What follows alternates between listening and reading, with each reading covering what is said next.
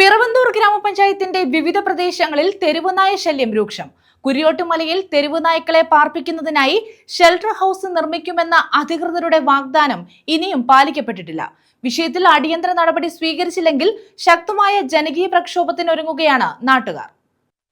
പിറവന്തൂർ ഗ്രാമപഞ്ചായത്തിന്റെ വിവിധ പ്രദേശങ്ങളിലാണ് തെരുവുനായ ശല്യം രൂക്ഷമാകുന്നത്.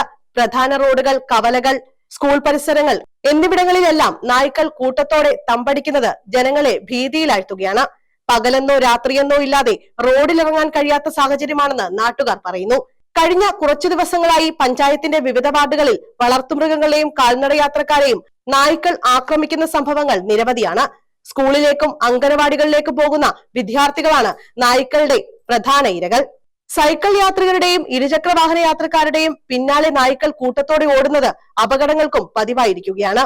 പിറവന്തൂർ പഞ്ചായത്തിൽ കുരിയോട്ടുമലയിൽ തെരുവുനായ്ക്കളെ പാർപ്പിക്കുന്നതിനായി ഷെൽട്ടർ ഹൌസ് നിർമ്മിച്ച് പ്രവർത്തനം ആരംഭിക്കുമെന്ന പഞ്ചായത്ത് അധികൃതരുടെ ഉറപ്പും ഇതുവരെ പാലിക്കപ്പെട്ടിട്ടില്ല. അടിയന്തരമായി തെരുവുനായ്ക്കളെ വന്ധ്യംകരിക്കാനും വാക്സിനേഷൻ നൽകാനും അധികൃതർ തയ്യാറാകണമെന്ന ആവശ്യം ശക്തമാണ്.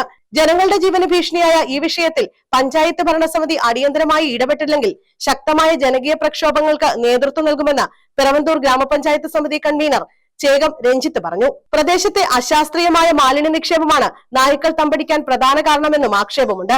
പലയിടങ്ങളിലും കവറുകളിലാക്കി തള്ളുന്ന മാംസാവശിഷ്ടങ്ങളും ഭക്ഷണാവശിഷ്ടങ്ങളും തിന്നാനാണ് നായ്ക്കൾ കൂട്ടത്തോടെ എത്തുന്നത്.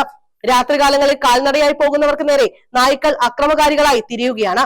പഞ്ചായത്ത് അധികൃതരും മൃഗസംരക്ഷണ വകുപ്പും അടിയന്തരമായി ഇടപെട്ട് അക്രമകാരികളായ നായ്ക്കളെ പിടികൂടി വിഷയത്തിൽ പരിഹാരം കാണണമെന്നാണ് നാട്ടുകാരുടെ ശക്തമായ ആവശ്യം. News bureau, Pathanapuram.